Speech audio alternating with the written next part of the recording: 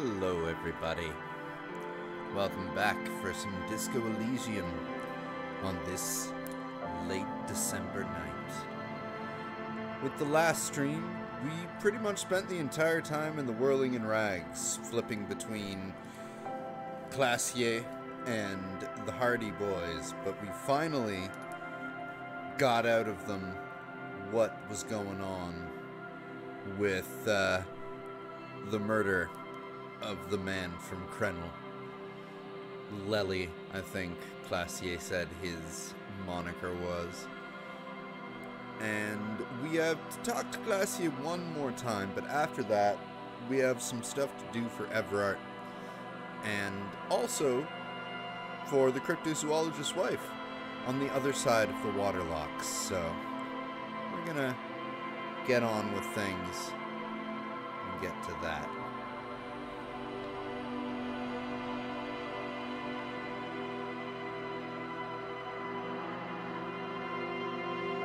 I think.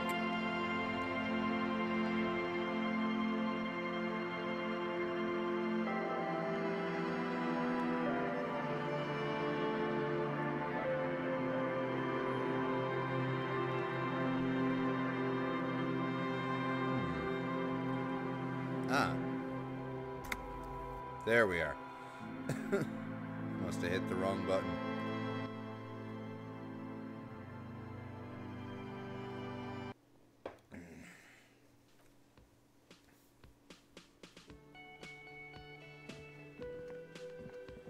First off, do you have anything else to say, Again? partner? I can't believe this shit. Nope. Okay, good.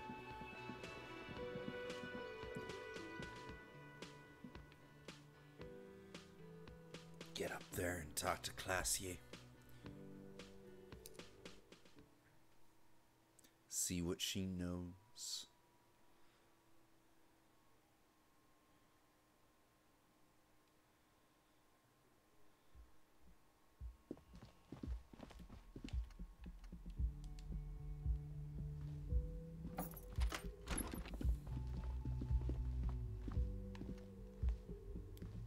So used to playing with the Switch that whenever it says press A, I'm instinctively going to where the B is on the Xbox controller, because that's where the A is on Nintendo controllers. And why can't they just have a universal thing these days? I mean, serious. Anyway.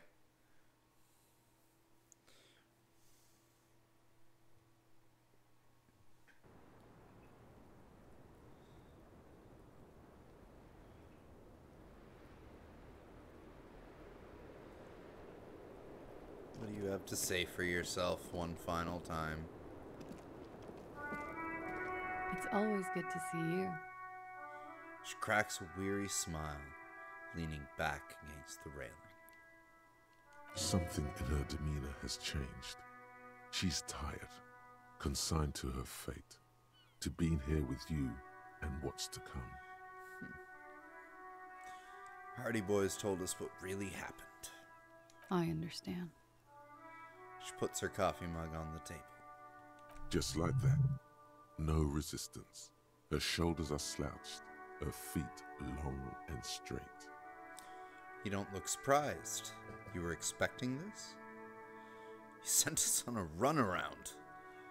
You lied to us, miss. You know what? It has to be 4. Chill. I'm the cool cop, remember? I'm sorry for wasting your time. I should have known that you'd find out. This is good. Clear the air first, between you two. Then move on to questions. No, it's not good. It's the opposite of that. This will let her dictate the terms of your... Shush, I can't hear what she's saying. Let the miss speak. She's tall and thin and tired. A twig trying so hard not to break. Why did you waste our time then? Because of the Hardys. I couldn't just dispense with them. They were only trying to help me out of the shit I'd gotten into. Cool, I'm satisfied with that explanation. not a good enough reason. You know what? I think volition is trying to kick my ass in the right way. So. You're right. There's more. Also, like, the other answer was far too wishy-washy, but more. You answer to the coalition government, and by extension, the moral intern. She reaches for a new cigarette. Briefly glancing over her shoulder to the sea, as she's done time and time again. A grand expanse of water reaches over the bay and to the horizon, golden grey in the moonlight. The Pearl, the Muindi Isola, the Occident, and then Oranje, the old, old world. Is that why you were looking over your shoulder? You're afraid of the moral intern? Or what's the RCM's involvement with the moral intern got to do with this? RCM isn't the lapdog of the moral intern. You don't have to worry. You know what? I like the first answer the best. You share a database with them. You send people to their courts. She lights the cigarette. What's going on? What did you do anyway? Just business. But bad business for some people in the moral intern. If I show up in your records, officer, they will find me. They will... What happens if they do? They will kill me, sir. If you file my name, take me in for questioning, enter me into the moral intern mill. Well, then I'm fucked. For nothing. This murder didn't have anything to do with me. Here we go. For once, you seem to have her off guard. What did you have to do? What did you do to have these people after you? What happened here the night he died? Why did you call the cops if you're hiding? When was the window changed?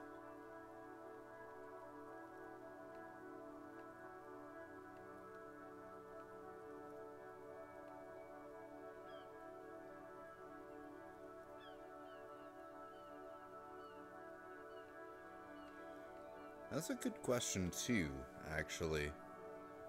Like, it's not really the most pertinent one, it's more of a red herring question, but it's a good question to ask. But I think we'll just be direct. It's not nice, but it's not illegal.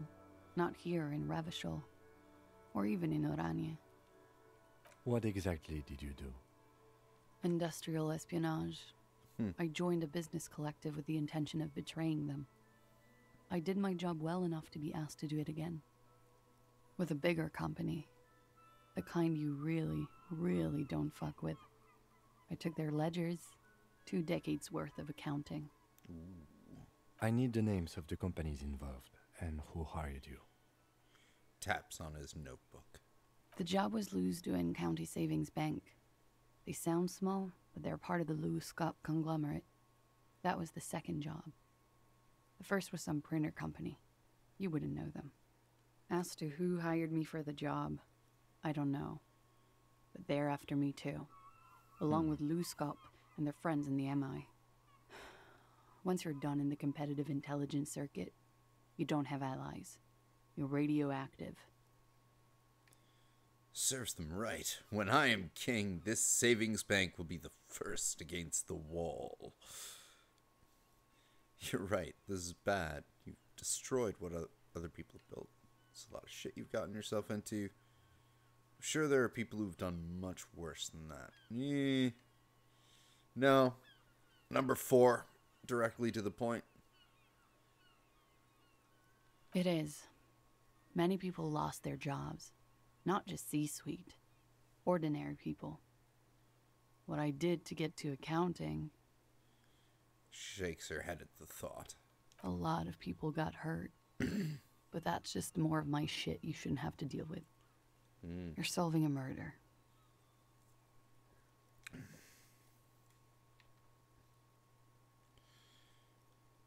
So what happened here the night he died?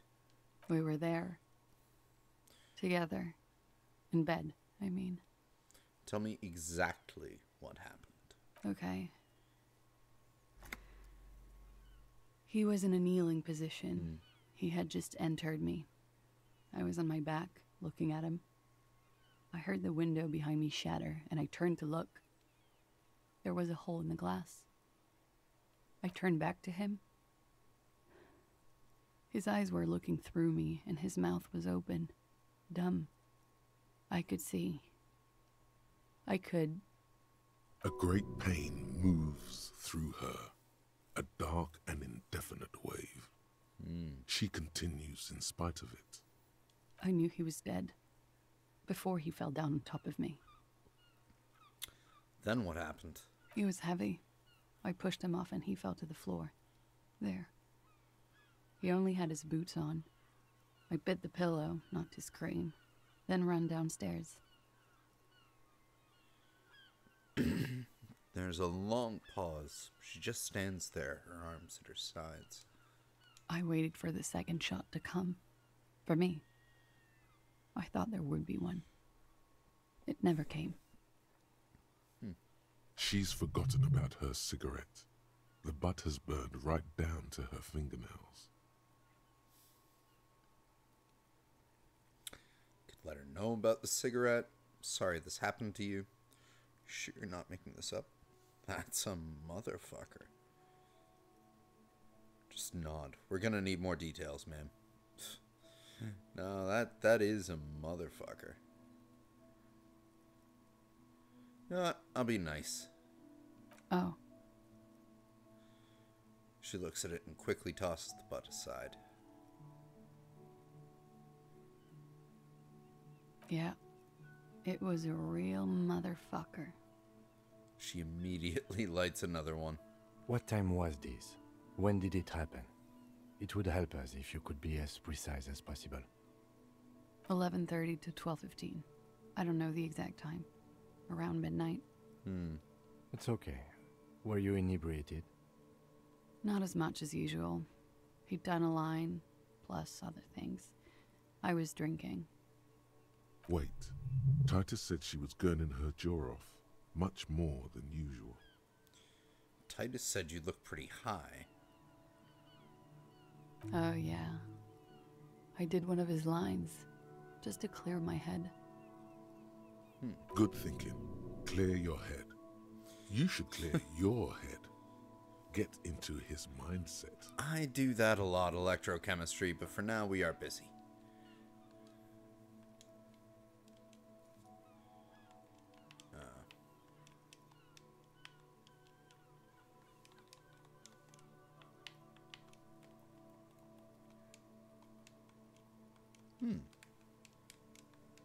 Second.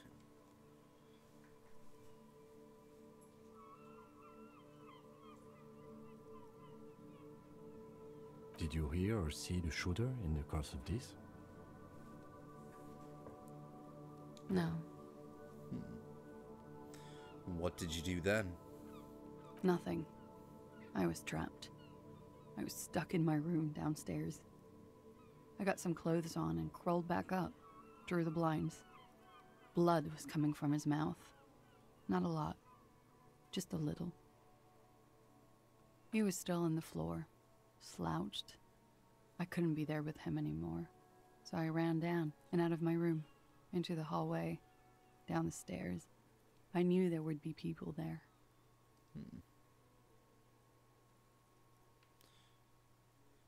I don't think she killed him.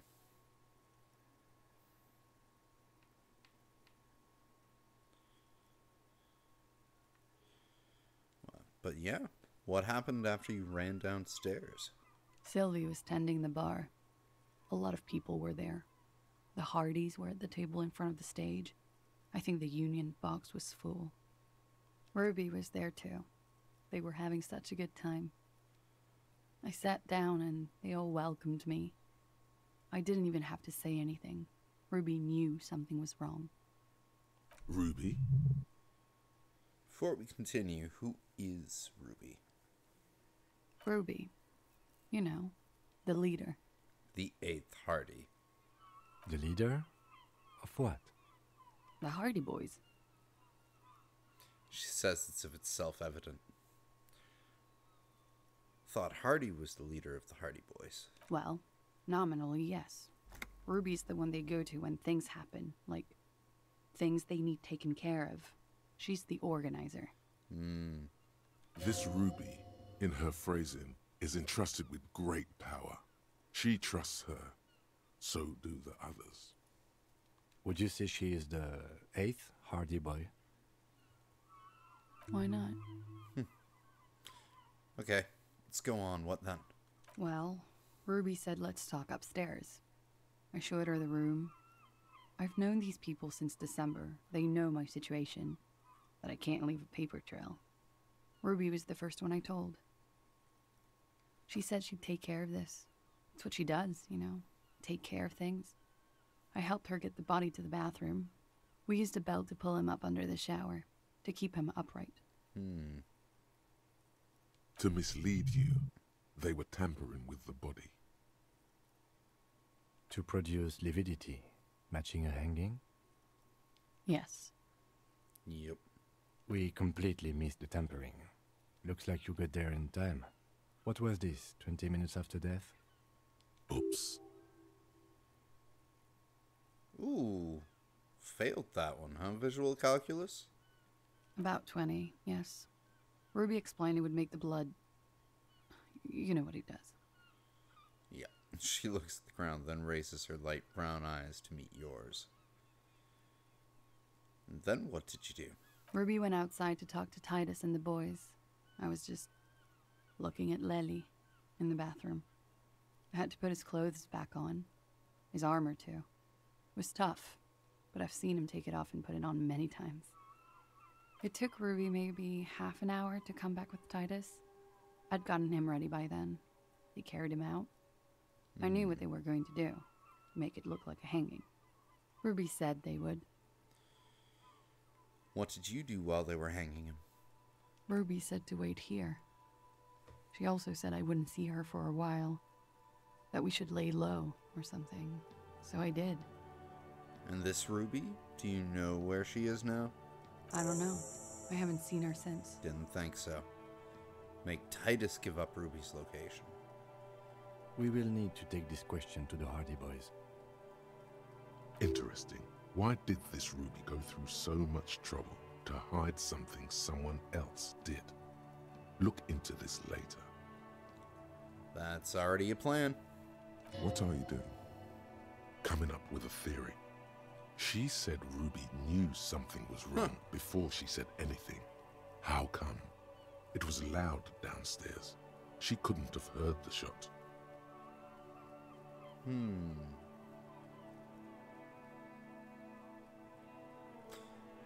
Well, you know, Ruby could have also just discerned that from the look on her face, but at the same time...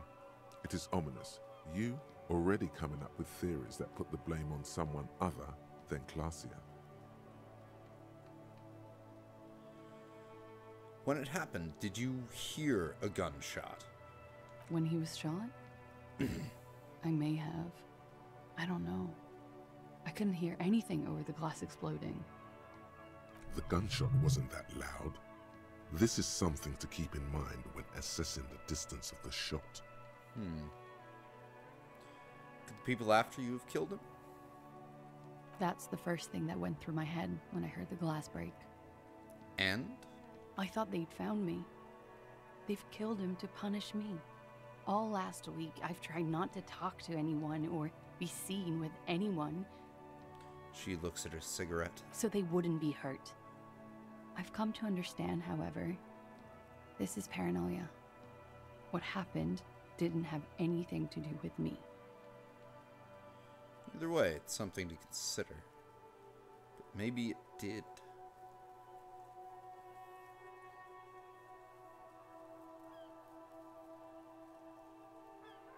I just don't know. I don't know anything. We can't go after Loose Cap. Not yet. There are other, saner leads. I don't ask you to, Lieutenant. If there's one thing I know, it's that you'll get nothing from there. So yeah, why did you call the cops if you're hiding? Because I'm an idiot. The answer comes fast. Which is an indicator of truth. No. Idiot. She's nothing of the sort.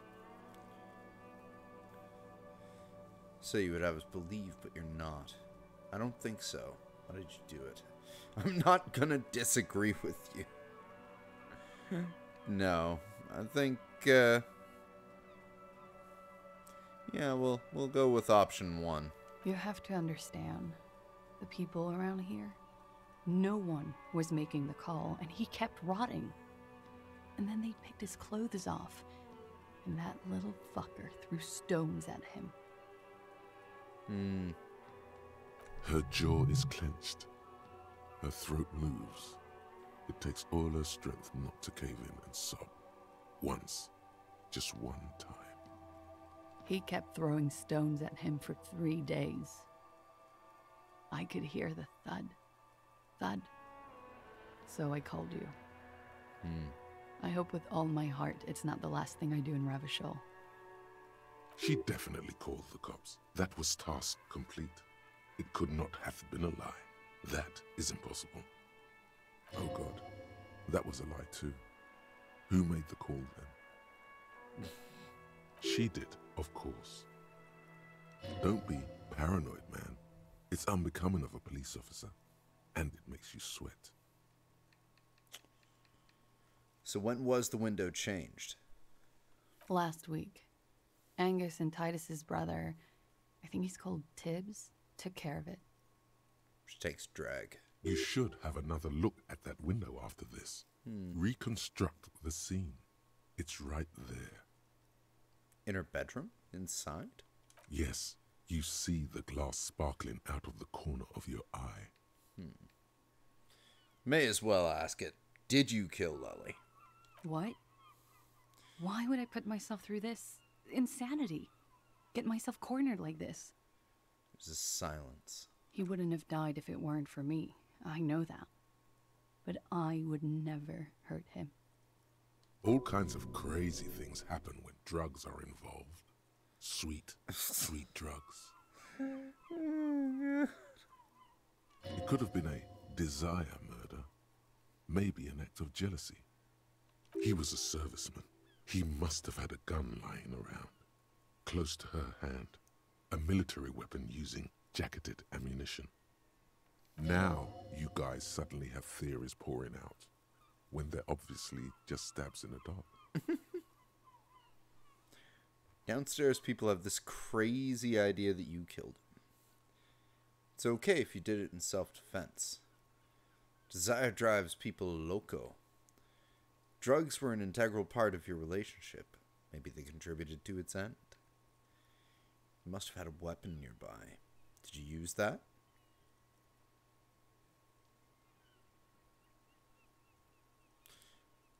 Why not? Try it on her. No. I specifically asked him not to carry firearms when he was with me. He only had his stupid armor.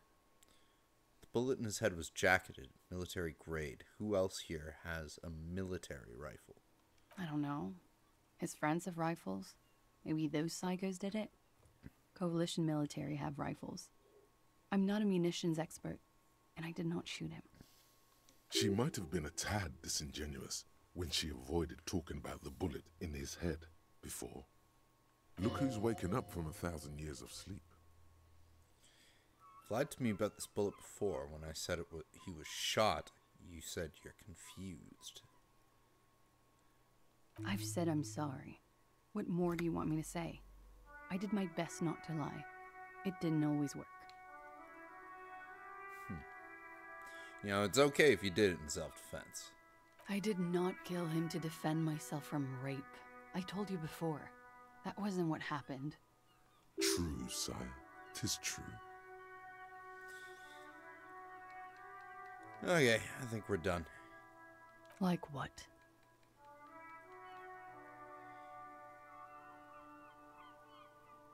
She nods, silently. She doesn't even smoke.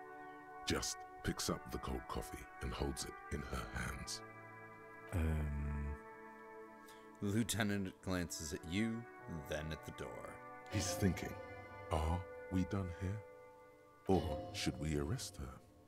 She's a flight risk and she lied to you. She should be taken into custody. No, that won't be necessary. Just leave her alone. She's been through enough. She doesn't need this police brutality. Oh, drama, you're a little bit... This guy won't budge. You have to wake Multiface up, forcefully, if you want to continue pushing her. Manipulating your skill set, clearly lied about the bullet. The love that did him in, lied about making the call. In God's name, wake up. Sure. Who? What? Dear God, you've been lied to. She could have killed her lover and lied to everyone. She's not candid at all. She's smoke and mirrors and will-o-wisps. She probably didn't give you her real name either. Why would she? Arrest her immediately before she further entangles you in her web of lies. Take it easy. Don't overcompensate with this course correction. Ask questions first. Yes, start at the top. Choose at the bottom. It's how we've always done it. No rush. So our mind is convinced that she killed him now. Interesting. See?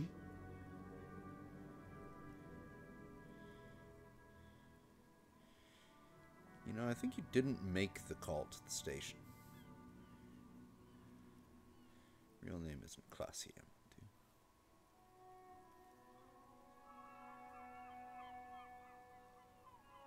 I agree. You wouldn't give us your real name, not when people are after you. Okay. Her voice cracks suddenly like there's a garrote around her neck. Okay, what? Okay, it's not. Good. You can tell me the truth. You log your work every week. It's all transmitted to Common, sir. I couldn't just beg you not to enter my name. So I lied. Like I lied before. Like I did at LCSB. I have to lie all the time. I'm so tired of it. She's not lying now. She really is very tired. Her metabolism is failing her. The afterglow of whatever narcotics she's been taking is wearing off.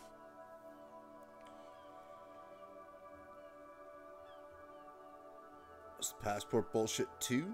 That passport you keep hidden?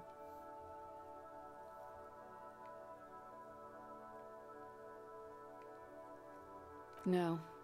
It's submerged in a plastic buoy on the coast, in the reeds. It just doesn't say Clausia Amandu. It says Anouk Mea Smith. Falsified documents? Passport and visa. Given to me by my employer. I can't even use them. My employer probably leaked the name, Mea Smith, to hurt me. Why would they do that? I didn't show up to a rendezvous. They don't take that lightly. I didn't show up because I was afraid they'd do something to me. The job was finished. I'm just a liability now. She fears an arrest right here and now. This has been an awful turn of events for her. Where is this buoy? West of the boardwalk, in the reeds, on the coast there. I put it there when I first arrived. Haven't been there since. I'm not sure I could even find it now. It's useless.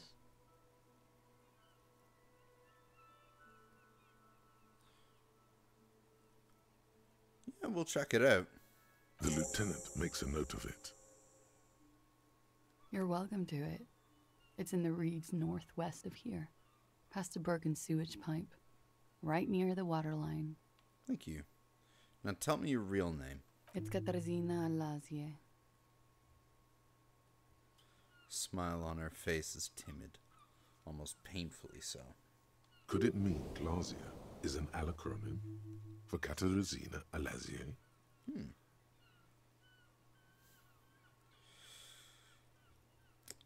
So, is it? It was a sentimental thing. I wanted to be more me here, this time. So I used my nickname. A nickname? Who gave you this nickname, Clausia? Yeah, who did give it to you? A teenage boy. 1,000,000 years ago.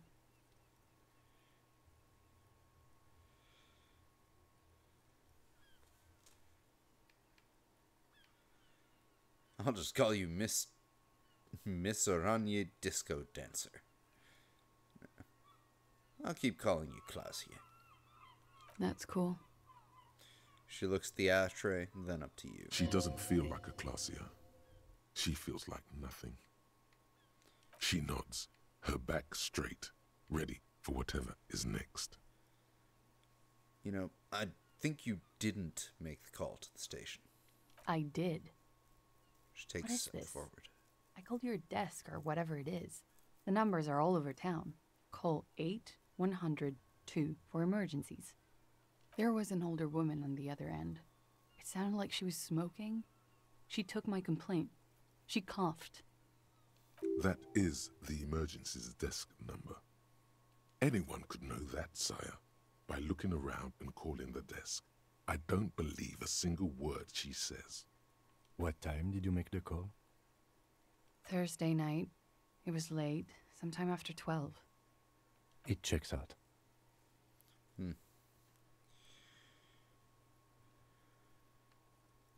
She stands before you, holding her back very straight. So what if I did tell you that you're under arrest? Clausia. She repeats with a painted smile on her face, back pressed against the railing. It was my first real boyfriend who gave me that name.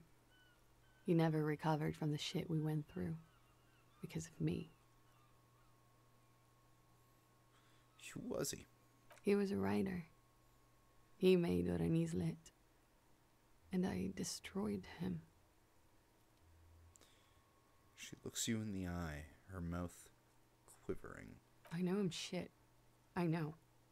But I haven't done anything. At least nothing illegal. Failure to aid a police investigation. She purposefully misrepresented information crucial to the case. Fucking mind games. Enough. That's right, gang. Stern and merciless now. Stern and merciless as we reel her in. Failure to aid a police officer. You have wasted our time in a time-critical investigation. You misrepresented information about the case. Without the Hardys' confession, we'd know nothing. You're a suspect in a murder investigation. You're a flight risk. That's all the reason I need. You're not playing these mind games with me anymore. You're coming in. Industrial espionage. We uphold international law here in the zone of control. No, I'm gonna go with the rational one.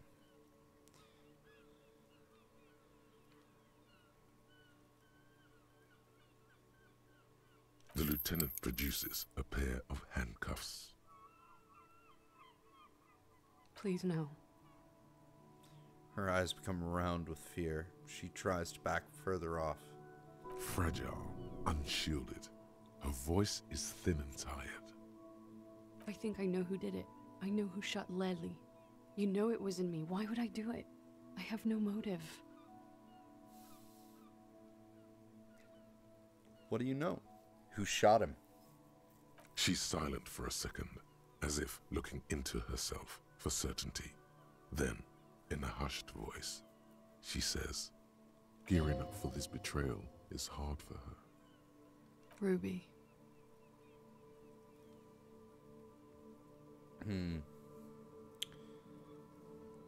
Why do you think it was her? She has this thing for me. Ever since I met her and the boys downstairs. She's been pretty frank about what she wants. What she's saying is sex. And so, sex. And more. I made the mistake of confiding in her. I told her I was on the run. She started protecting me.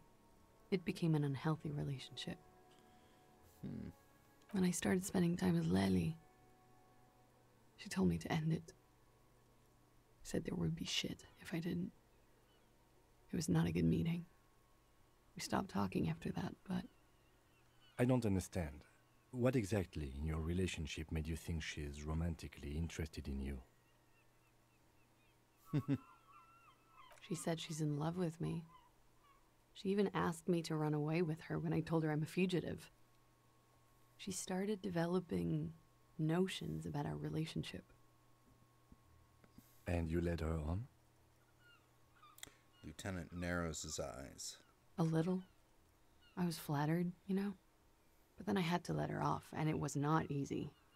I came to regret being friendly with her. We maybe kissed, nothing more.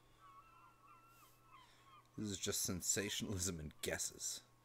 But it does sound like she was fixated on you. However, you are quite a liar, and you might be trying to get out of things again. I'm still going to arrest her at the end, but I'm going to take this information and use it. This is just an assumption. It is. I know what it sounds like. That's why I didn't want to tell you before. But she knew what had happened when I came downstairs. Somehow, she knew Lely was dead. She wasn't surprised at all. When we came up here, she was calm as a stone, too. She cleaned it all up like she had a plan. This is a familiar theory. You had it too, remember? Could it be that Ruby was covering up after herself? The lynching? Yet again, you're coming up with this. The worst thing is, it may be true. When Ruby said there would be shit happening if you didn't end your relationship with the deceased, was she threatening you?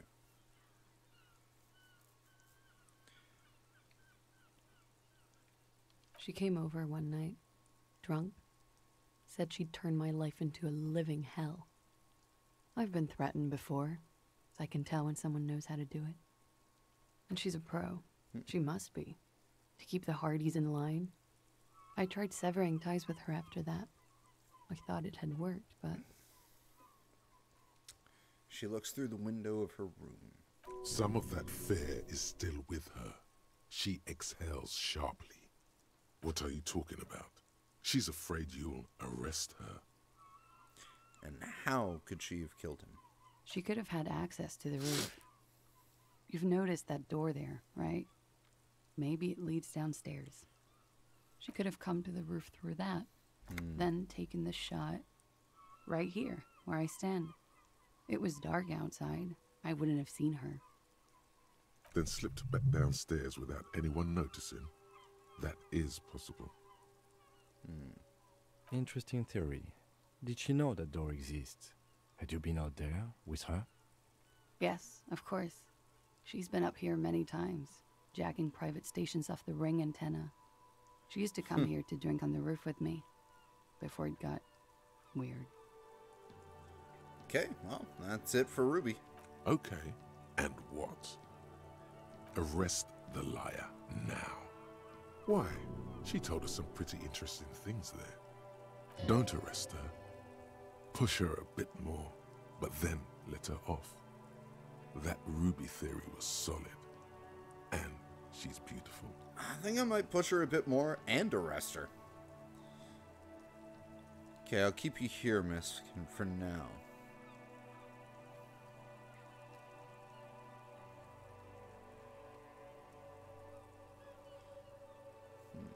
Who? Her. Stop letting her distract you.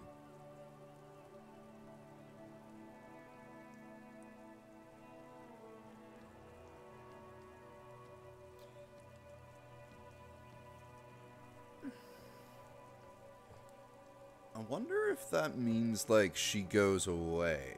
Either way, you know, we're gonna need her. Just in case. Like, that, like, she could just up and disappear after all this.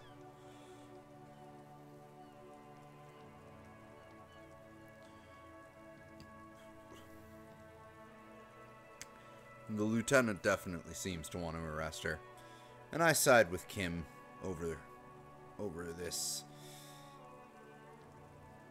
foul temptress. Still? After She's- all this, sir, please. It's a shitty world, and I know I'm shitty too. I know. Her hands turn into a fist, slowly crushing the cigarette she's still holding. But I don't deserve to be sent to the moral intern and ground into paste just because I disturbed the sanctity of accounting. That's some multinational. She's gearing up for a last stand. This is it. What other option do I have? You have those station calls, right? Where I have to show up at the station or I'll become a fugitive. You can write me one. You don't have to take me in right now. I promise I won't go out anymore at night. I'll be right here. I know you can do that. Just let me come in on my own. In 2 months, or maybe even 1 month. That's all I need. To get the fuck out of here and never show up again. You do have the form. He looks at your ledger. That's it. I'm calling it. Kim is beyond compromised. Definitely, sire. What do you deserve, then?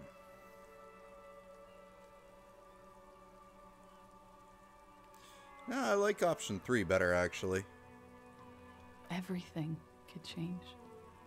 This city, the extradition rules, the people after me could be in jail. Or maybe Revachol. She falls silent. There is desperation there, in that silence. A cornered animal looking for a way out. Maybe Revachol could be free. I could be tried in a free Revachol. An independent state that doesn't hand its detainees over to the moral intern. A free Revachol. There is a low, distant rumble on the motor tracks. A great machine shaking the pillars down south. Electricity runs up your spine. I find that hard to believe, miss. The handcuffs jingle in his hand. Do like the sound of that. Another Revachol. Free, independent. The world can change. It's changed before. Her round, light brown eyes shining with tears. Her political overture has succeeded, we see. This was her last card. There is nothing more she can say. The final decision is yours. You alone stand on the throne of your mind. I do. So what do you deserve then, Classier?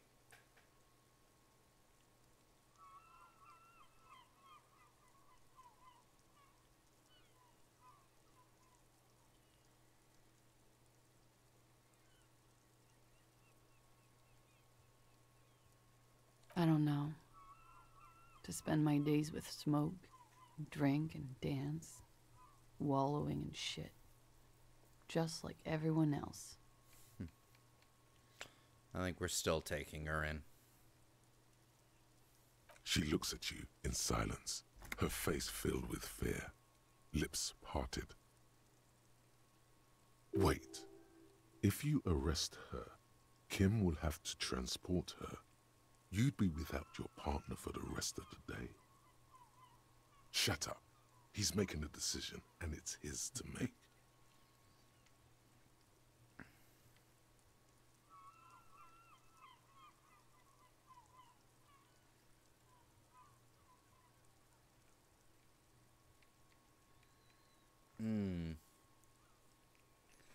That actually does change things a bit. It would kind of be nice to have Kim around.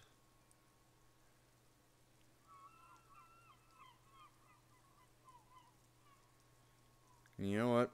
Like, to be honest, she is not involved in the murder.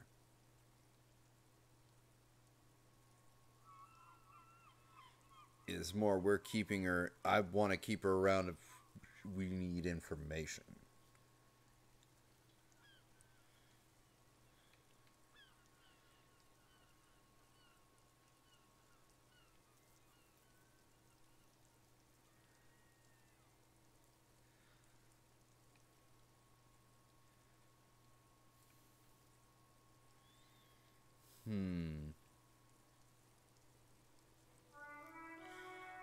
It's just that I don't want to lose Kim. Although, could be interesting. Have to do the rest without him for the next little bit.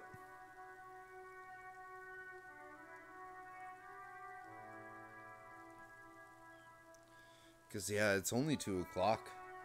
Like, that's the entire time out by the waterlocks we'll be doing without him. But then again, all that stuff is kind of side to the main. And we can pick up looking for Ruby and talking to the Hardy Boys, I think, when Kim comes back.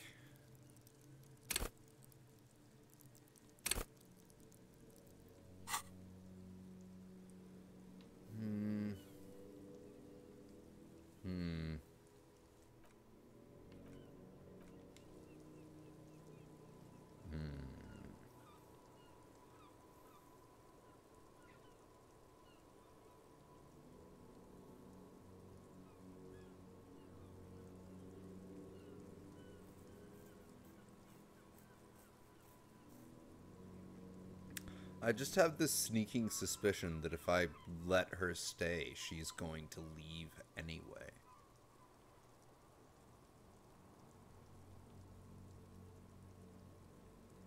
But you know what? I am anti-capitalist at the end of the day. We'll let you off the hook for now. I need my partner. Don't make me regret it, or come back here before bedtime and arrest you then. I won't, sir.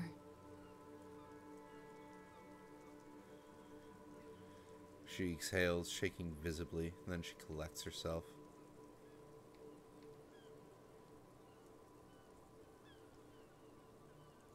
She nods, then nervously pulls on her cigarette. Okay.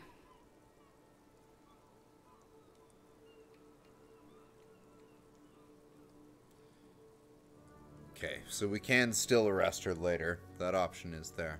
She slowly lights another cigarette and steadies her breath, as if in the presence of some tiger. A very disco cop tiger. You are. This is not the end of this.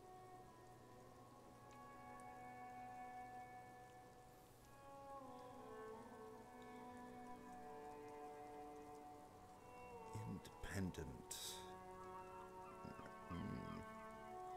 Let's get back to those lies you told.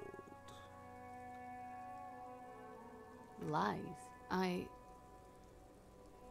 Yes, we demand she be punished for deceiving. She slowly lights another cigarette. As you look back, you think, so love did do him in, after all. I was right.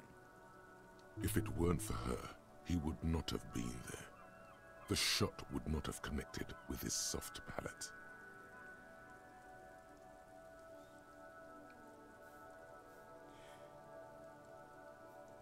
What is communism in this? You do not know. A wind of needles. Airships flutter in the stratosphere.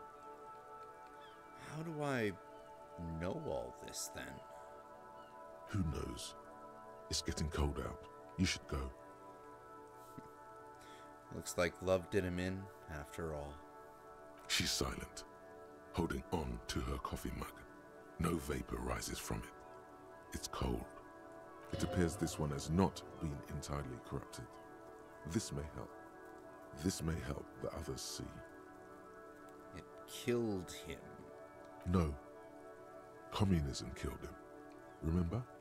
Love made it possible. You know this much.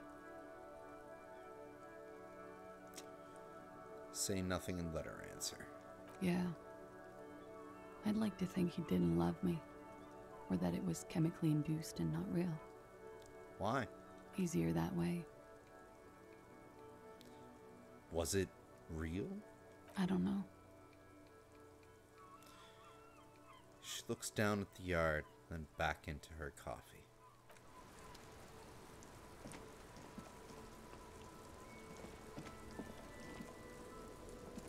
The same small, heavy door. No lock in sight.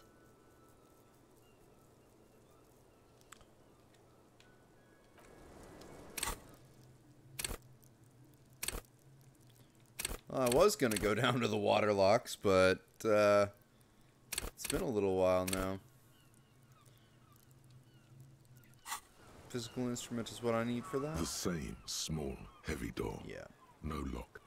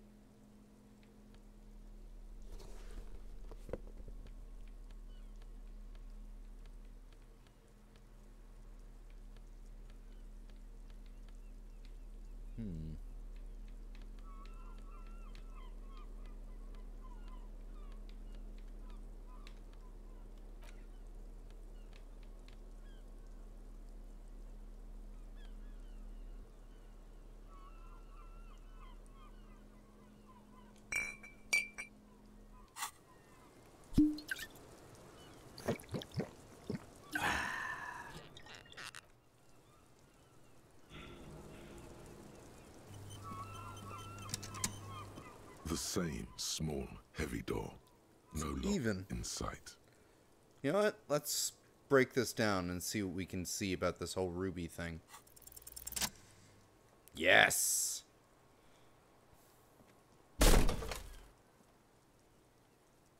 Something cracks inside. It is an unbelievably satisfying sound. Nice. The young woman nods. Filling you with a belief in your own body. Sounds like the property damage wasn't in vain, at least. Would it hurt to look in? Thought it was an aces high moment, Kim. I don't know about that. The lieutenant smiles an uncomfortable smile. It totally was. Let's see. Bent metal. Broken glass.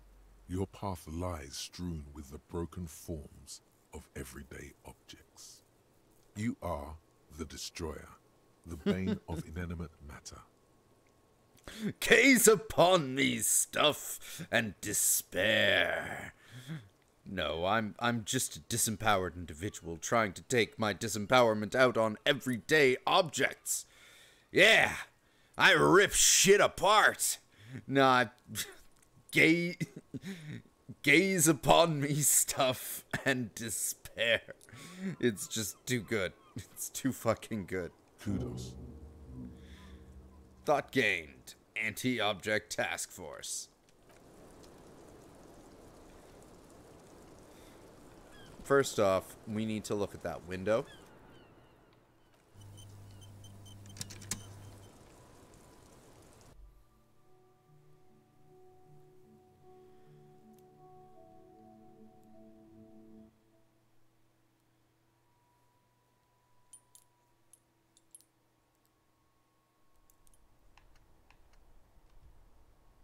This window is pristine on the inside, unlike the one next to it. Light from the desk lamp reflects off the glass in an untarnished golden halo. Heard what happened. The golden light melts away into the blue, glassy darkness of your mind. In it are two neon-lit shapes, a man and a woman on the single bed. Interesting. That is a cool bit of art on behalf of my visual calculus. Like the witness said, the man is kneeling, the woman is on her back. It's the night of March 4th and a shot has just been fired. The man looks directly at the woman. The shot's possible directions converge in his mouth, a ray cast from somewhere outside, entering his brain. Ending him. Where does it come from?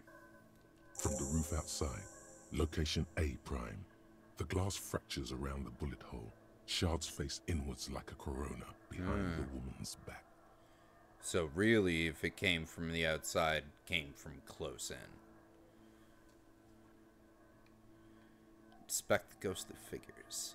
The man does not know the bullet has entered his brain. He never will. Death comes faster than the realization. Have a look at point A, the roof. The ray cast from the man's mouth unravels into a fan of possible directions, all on the roof at first. The shot could have come from any of them.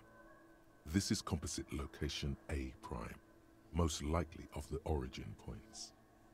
So I'm what, 80% sure the roof is where the shot was made from? 72%, with an antique weapon that fires military-grade ammunition. A Belmagrave rifle, for example. This is a good short distance, but not too short. The perpetrator aimed with their back against the railing, or possibly kneeling for precision. This would explain why it only took them one shot. The lights were on in here. Outside it was dark. It was like shooting fish in an aquarium, a well-lit aquarium. The victim opened his mouth to let the bullet in. Neither of them would have seen anything outside in the darkness, too busy with their own bodies.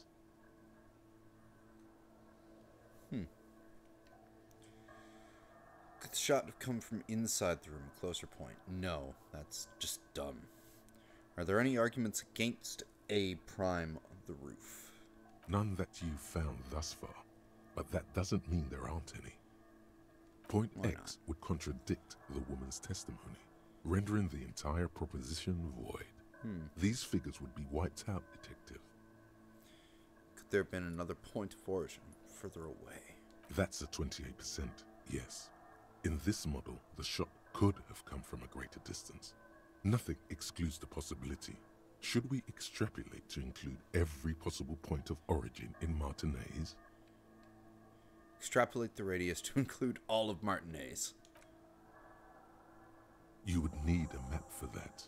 A map of Martinez. Hey, where do I get a map of Martinez anyway? The bookstore. They have maps. Ah, You're thinking, what if the shot didn't come from the roof, right? yes. Good. We should come back with the map and compare the landscape to the radius of the shot.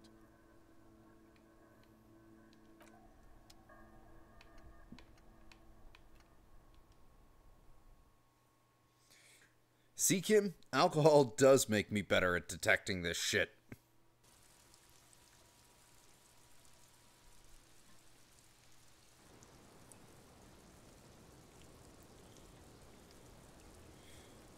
Take a drink, break down a door, and visually calculate out a whole shot pattern.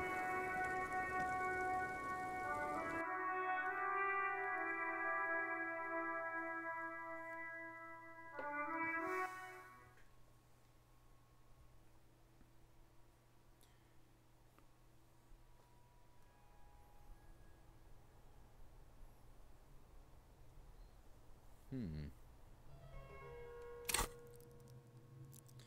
25 points, huh?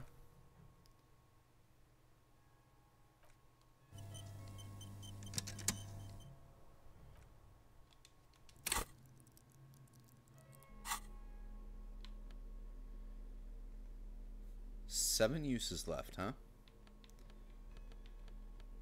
Only one.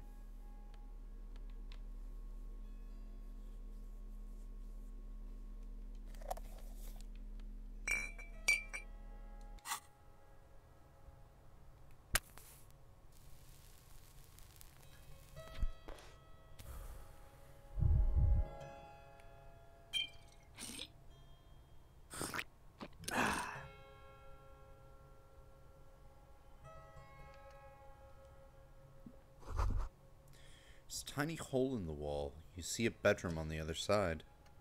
You can almost see the shape of a man and a woman writhing inside, bathed in drug sweat and dirty linens. Bottles lie around everywhere. I think I can see into Classy's bedroom from here. You can barely see through. Better not to jump to sensationalist conclusions here. The footprints on the floor, however, definitely suspicious. Boring footprints. I want to jump to sensationalist conclusions. What were those people doing in there? You lean closer to the peephole. instinctively. I bet they're doing something quite unnatural. They're sensationally unnatural. If your mesolimbic reward pathway were to venture a guess, one of the bottles is probably being put somewhere it doesn't belong. Ooh. That's always fun.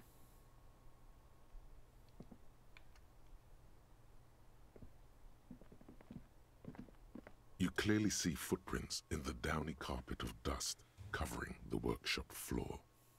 Jackpot. These, unlike everything else here, are new. Someone's been here within the last week or two. 3 weeks maximum, from the dust coverage. It could easily have been 1 week too. You know, officer. He looks at you. This is good. He likes it.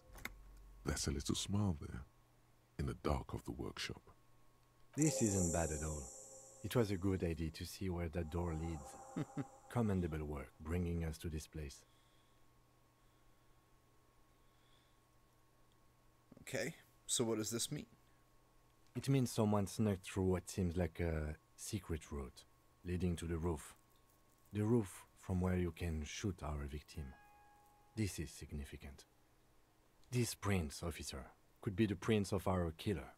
And if not, at least they're a good argument for this Ruby doing it, to present to Titus. Well, let's have a closer look then. Large prints, most likely made by Boots. The size is hard to determine. Sole could be bigger than Vamp. The soles have left a pattern, uniform, horizontal lines. Wonder if any of those compare to the footprints in the yard. One person has been here. They've gone back and forth. The tips point both ways. Prints look like one person went back and forth. Between that and that. And the prints don't look like the odd-soled print we found at the hanging, Kim. The size looks about the same, actually. They're not the same shoe, but they could be the same person. I wouldn't rule out Ruby coming here yet. This isn't an argument against her. People change shoes, you know? But it's not an argument for her either. This doesn't look like the workers' boots from the hanging, does it? No. These little horizontal lines are different. They look custom-made to me. Or some kind of foreign print. Hard to say. Still a boot, though. Cool. Everything around you is quiet. The prints crisscross the workshop floor. Let's move on. Pinball machine has been taken apart and gutted.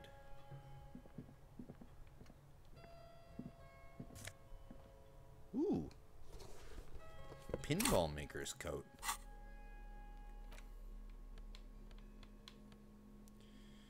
+1 empathy, +1 hand-eye coordination. This dusty old coat used to belong to someone called M. Niflox. The name is stitched into the silk lining. It smells of moths and ancient grease, but fits you perfectly. Strange, lonely emotion fills you when you tighten the belt around your waist. That's shivers in esprit de corps. You know what? I do like that. But right now, that's better for talking to people. This is better for investigating. Also, while we're at it.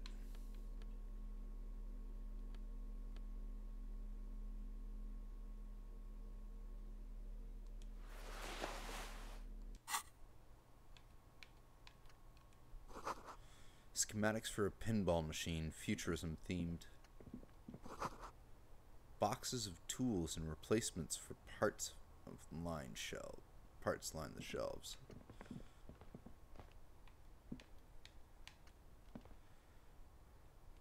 Hey.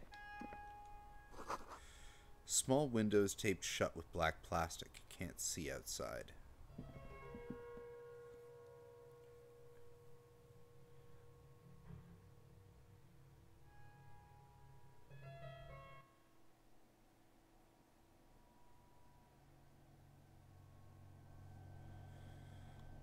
Huh. Well, we're here. This pinball is a white Diora. The back glass shows a female figure in mourning. A note, NB. The spare key is tied to the bush outside the corner room window.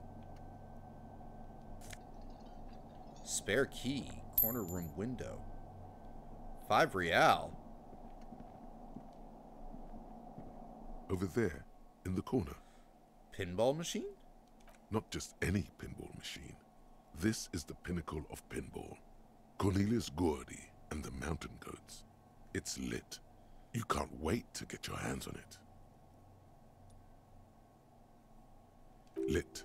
A phrase almost synonymous with the Insulindian pinball scene. Any pinball scene, really. Kim, are you seeing what I'm seeing? Point to the machine. The pinball machine. Gordy's Goats. A classic. Wait, you played it? A little. Feels like a lot. Too much to play it again. Let's take a closer look. Ah, great. Lieutenant sighs. Cornelius Gordy and the Mountain Goats reads the golden lettering on top of the back box. There's a small column of text underneath. The machine is coin operated. Get the game on, Fingerboy. Those flippers are ready. Inspect closer to read the text. Above the painting of a mustached man climbing a hill, a column reads, inspired by the legend of Cornelius Gordy, taken on the world's tallest peak, Corpus Muindi. The Mesk legend holds that when the nation is in danger, heroic Gordy shall return and save his people. Inspect the playing field. The theme of the game is to explore Gordy's climb through the perspective of goats and to ascend to the top of the mountain in a time of trouble. You know what? I'll spend a real on The peak that. of the mountain is at the top of the playfield. All the balls have small goat icons on them and represent the goats as they race up and down the mountain. Areas around the playfield represents Gordy's climb, places he was said to have camped, which the goats can discover. Get them to the summit. What's with all the goats? Indeed. Think of them as balls.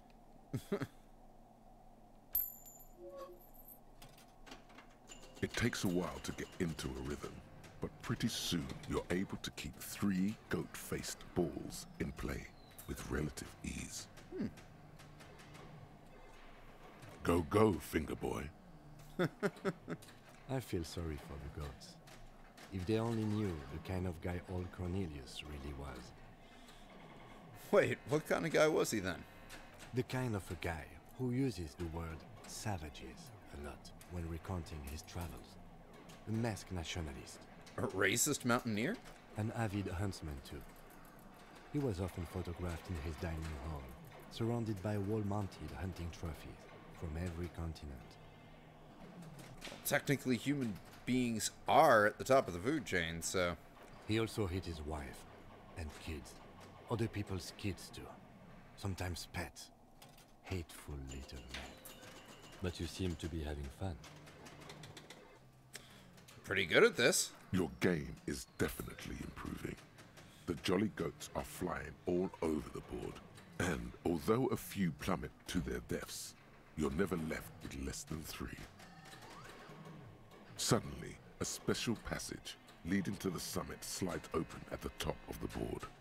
This is where the balls need to go. Maneuvering a goat ball into a position for a perfect hit isn't easy. More fall to their deaths. But finally, the opportunity presents itself. One of them gets through. Tiny hammer shatters something inside the machine. Something glass. Really?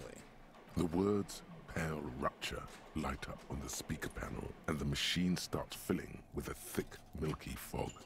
Something's happening. Congratulations. This is where the game ends. It's a cheap way of getting more money out of the players. A stupid, nihilistic finale. There's so much fog, you can barely see anything.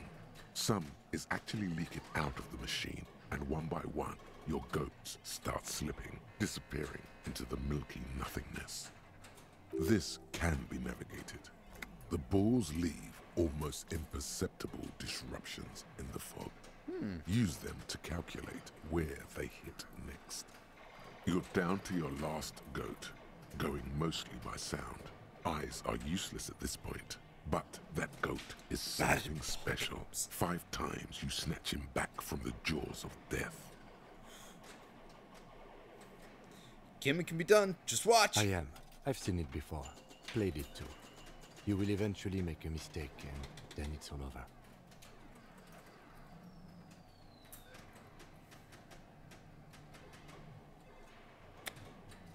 This is the only chance we get. Let's do it. How, if you can't even see it? The last goat plummets into the fog with almost suicidal glee. So if I hadn't fucked up the petanque game earlier, I wouldn't have had that minus. There goes nothing, finger boy.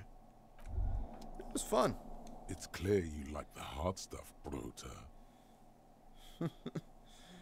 The what? Sounds like my stomach is growling.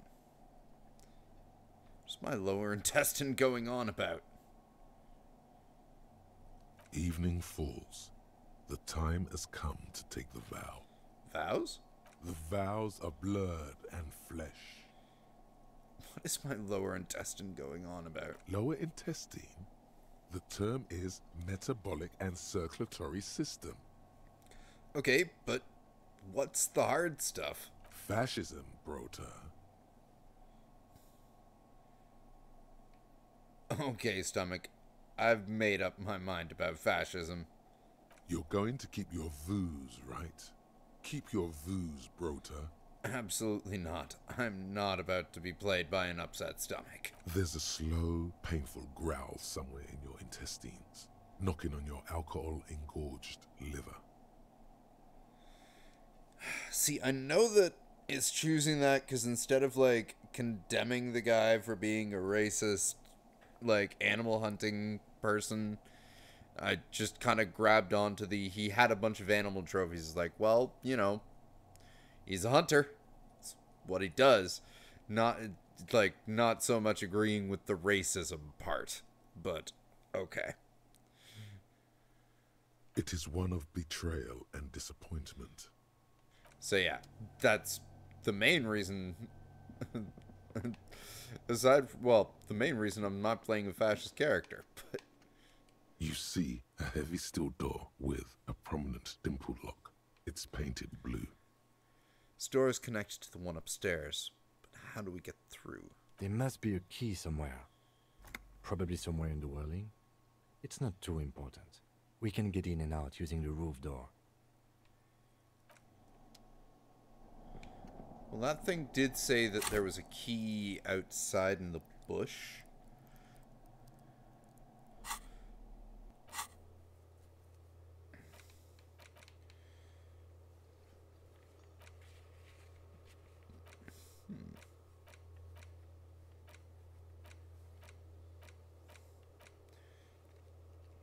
Make Titus give up Ruby's location. Inspect Classier's buoy. And determine where the shot came from.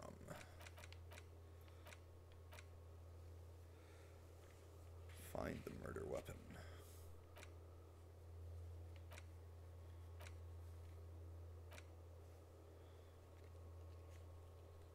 Find morale.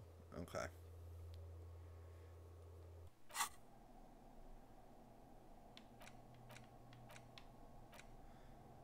Do you have one last thought that I can unlock as well? This small elevator is dimly lit by a bulb that's been glowing for ages. The latticed cage is open, inviting you to step inside. Smells of nougat and sweat. Your head brushes up against the ceiling. There is a control panel to your right, and just enough room for 2 people to fit in. The maintenance card under the control panel reads, Last maintenance, 10th July, 88.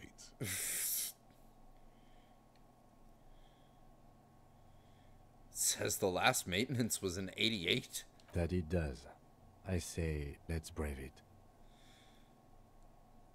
This elevator was last maintained in the future. No, it was maintained in 88 of the previous century. So it's not a message from the future? No, I think the bureaucrats just forgot about this backroom elevator after the revolution. This elevator must have been needed to transport the pinball machines up and down. Seems so, although it's pretty quaint for a freight elevator. Taps at the guttering light bulb. It's golden in the dark. There are large rectangular buttons, monter, descend, and an international call for emergency assistance. That third one appears to be broken. Of course it is. Let's go up.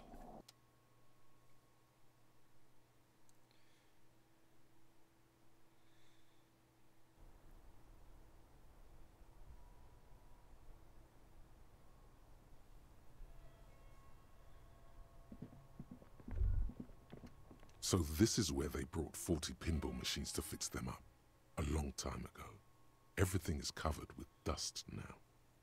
The lieutenant looks around the dusty, crowded room, inspecting the tools on the shelf. I wonder if Harry would have been a fan of Pinball Wizard. Looks like they gave up on fixing the pinball machines at some point. This used to be a pinball workshop. Looks like it. I'm guessing Martinez North 22 used to be a pinball arcade before it became a hostel. There are machines left over. He taps his foot. A creak. Some dust falls off a shelf. Downstairs in the hall, next to the main door. One of them even works. I've seen one of the hearties bang away at it. Remember the dice maker? Then that means... The Whirling in Rags was once the East Delta Pinball Arcade, and this is all left over from that. Ah, yes, as the novelty dice makers said. This has absolutely nothing to do with the case, I'm sure. But I do like a nice little connection. But then it went bankrupt. Your skin crawls from making the connection. Could this mean the Whirling in Rags really is part of the doomed commercial area? If that's true, then our cafeteria manager is not going to like it. We should tell him what we found up here, omitting that suspicion. No, we are not omitting that suspicion when we tell this to guards. He does not appear to be the kind of man who likes his establishment to be part of a neighborhood ghost story about bankruptcy. It's not a ghost story. It's a curse, and Gart ought to be made knowledgeable so he can perform counterspells. That, and also it allows me to fuck with Gart. At some point they gave up on fixing the pinball machines. At some point, 20 years ago, 15 maybe, before pinball went out of vogue.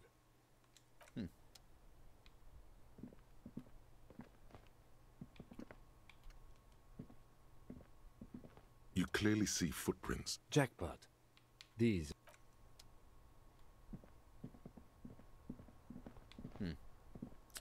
Okay.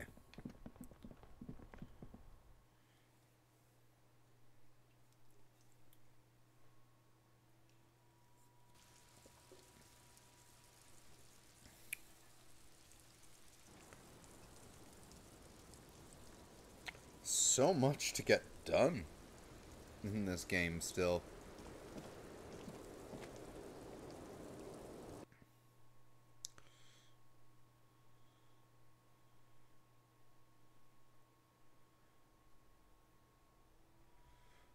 Like at this point, I don't even remember what, like, it's also partially because, like, I took some time off to, like, finish off the Drunk Souls run and all that, but I don't even remember what we were supposed to get from Everart for delivering his little letters.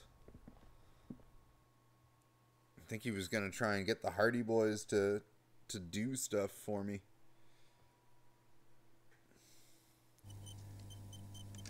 I should look at that, just in case.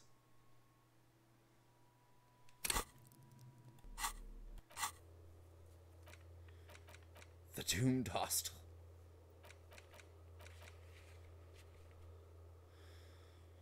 Get Isabel and Lillian in the nameless fishing village down the coast, sign Everett's document. Once the signatures are secured, mail the document to Everett's accounting using the white mailbox in front of the whirling. But why?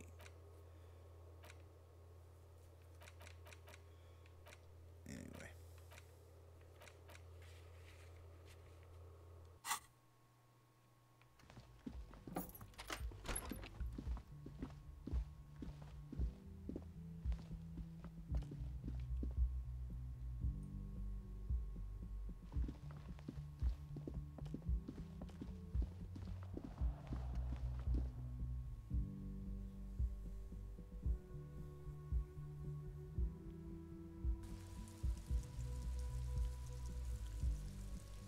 Is it out here on the balcony?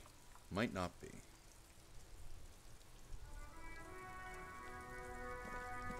No.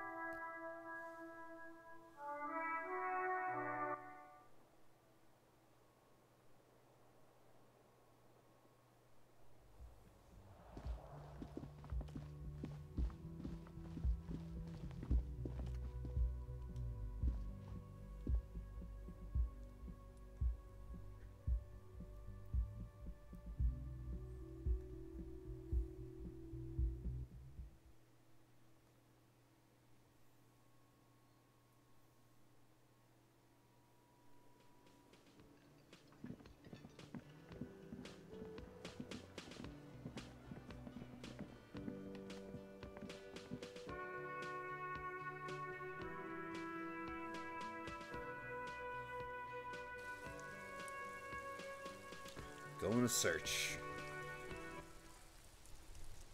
It said something about a key, like, just around the side, and that probably will be the key to the other door.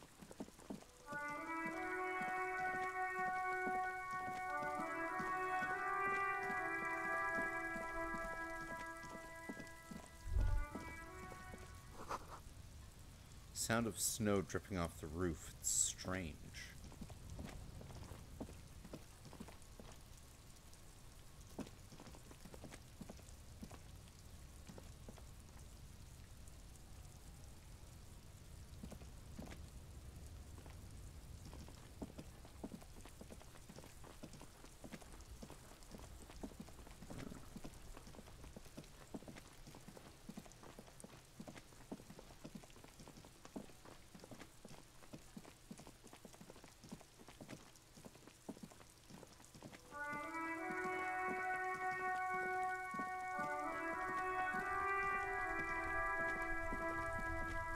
Are the flower boxes that it was mentioning?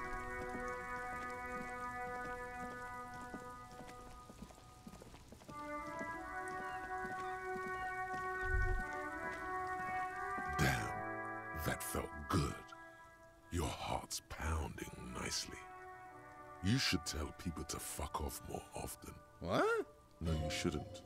You're an officer of the law. Kim, I think I should tell people to fuck off more. It felt really good. Not as a general rule, but that one was justified. Better to get the lay of the land before telling people to fuck off. The racist guy. That means you should do it whenever you feel like someone's disrespecting your authority. Fuck yeah, That's the motherfuckers. Never forget, the whole world's a wooden house, and you're a goddamn flamethrower. Yes, I am.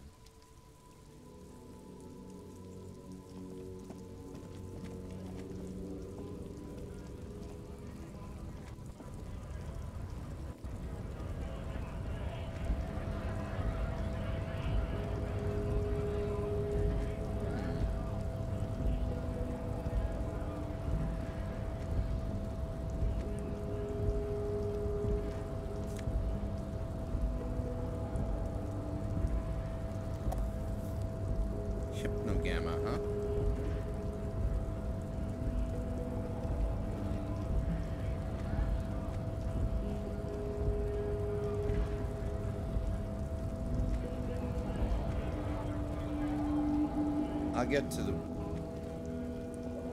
Lely's partner over there in a minute, but I do want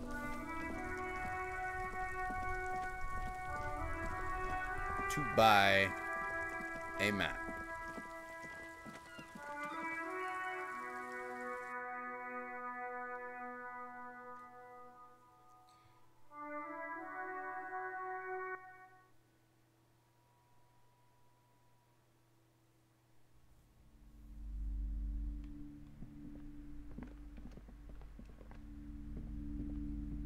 Hello again, esteemed officer, and welcome to Crime, Romance, and... Where are your maps?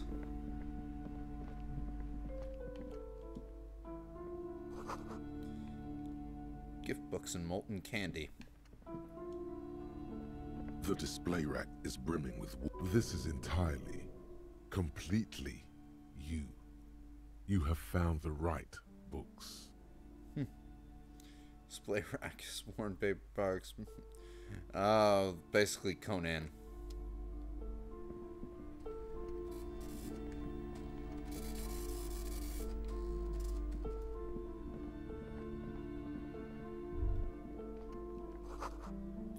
No sane person would ever put their head into such machine. These shelves are overburdened with books. A couple of spook Dick novels Mullen hide books. amidst all the detective books. Thrilling tales of spycraft and daring do.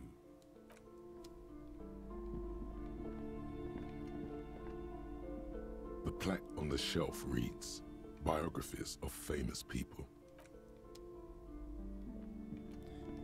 Think these might be the maps? Several maps have been attached to a bulletin board hidden inside the alcove.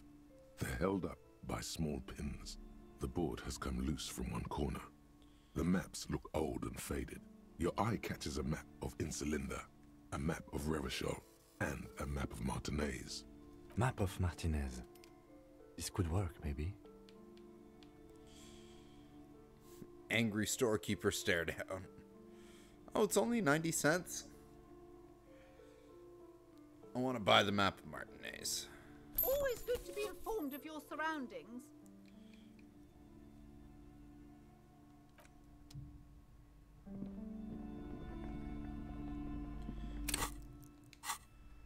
Actually,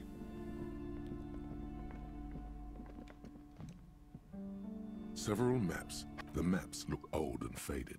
Your eye, the north coast of a verdant island, is shattered by the delta of a river. It is the River Esperance. Countless bridges put the shards back together, connecting city blocks to river islands. La Delta says a great artificial heart in the center, teeming with life forms and construction. To the east, rolling hillsides, Le Jardin, Stella Marie, the suburbs of Saint-Baptiste, swallowed up into the megacity. They sound rich to you. This is Revachol East. and west of the river. Hudon. It's somewhere to live. Not bad. Then there's Jamrock. It's bad. People shouldn't live there, but they do. Then Forberg. It's almost as bad, and much larger. Then Coal City. It's the worst. And Martinez? It's so small you can't even see it on the map. No, wait. There it is. North of Jamrock. The strip of coast next to the Greater Revachol Industrial Harbour. It looks downright despondent. It's almost Coal City, to be honest. No, Coal City is worse. A charred limb. Rain falls on its slick black streets. And then there's the burnt-out quarter in the heart of Jamrock. Is it cold in this bookstore? Or is it just you? No, this is somewhere to be. This is all you have. But it's still something. Streets and sodium lights, the sky, the world. You're still alive. Look at the map of the Insulinde. This large map displays archipelagos. You see a constellation of small dots on the light blue emptiness of the Insulindic Ocean. The largest in the northeast is La Caillou. You are here. Another, far away in the southwest, Seminese Islands, Ile de Fantôme.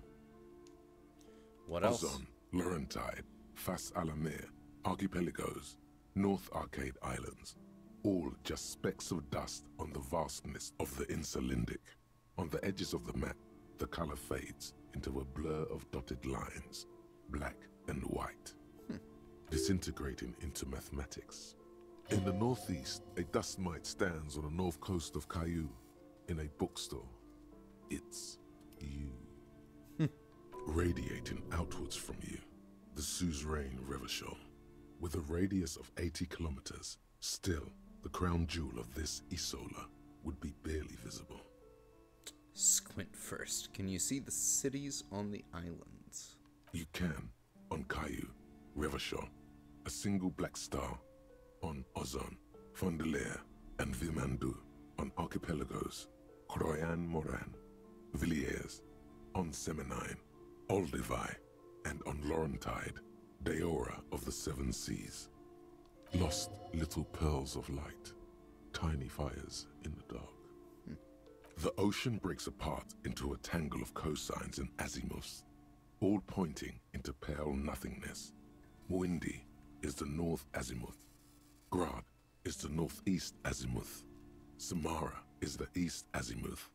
Seol is the west azimuth. Isolas, they're called. Connections to other worlds. Words past the Insulindian, unknown to you. You only know you've never been there. You have little idea what they are. Distant stars, gods, but looking at them makes you feel almost non-existent. Whatever they are, the Isolas are immeasurably large compared to you, and very, very far away. Perhaps they are gods, gods of distance and outer dust. Too bad, failure. Oh, wow. Both encyclopedia and conceptualization failed on that.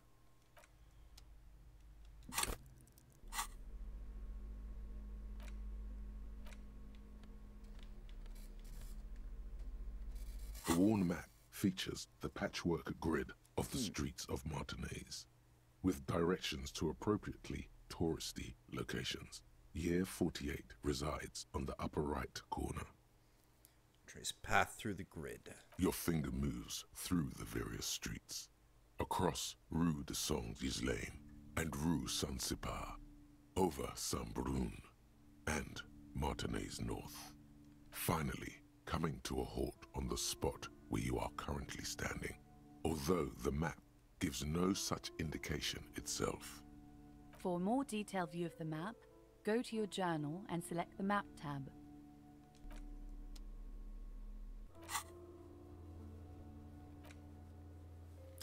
There we are.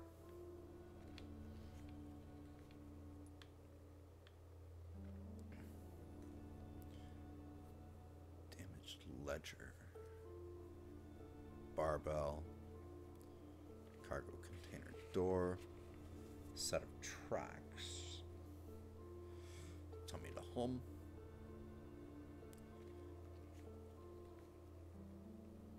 I think he's gone.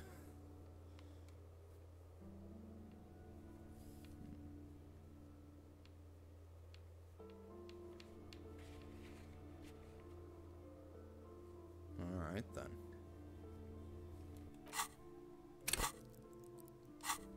Nearly on that next level too.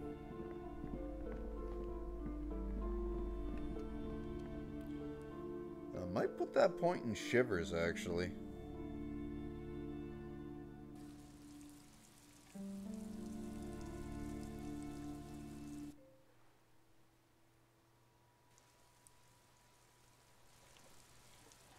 We'll see.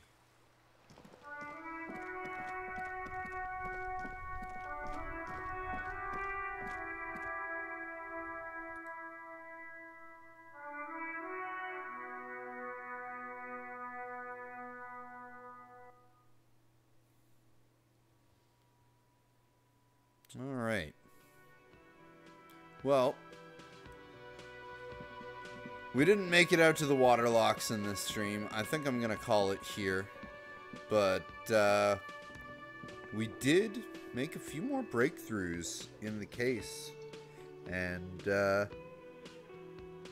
now have even more to look at. See if we can track down this ruby. Go take that map and re-examine the shot pattern speculation from the window. But most importantly, and probably what we'll start the next stream with, talking to Gart about what's going on with his cursed business. But all that is for another night, as it is bedtime for this hamster. It's been a good day of streaming, and thank you for everyone who tuned in to this and to the Metroid Dread streams earlier today. I will be back continuing with Disco Elysium and Metroid Dread tomorrow, or at least that is the plan, unless things change, which things are always prone to, but at least one of those is going to be streamed tomorrow. And until then, y'all stay safe. You have a good night. Be excellent to each other. And we'll see each other again soon.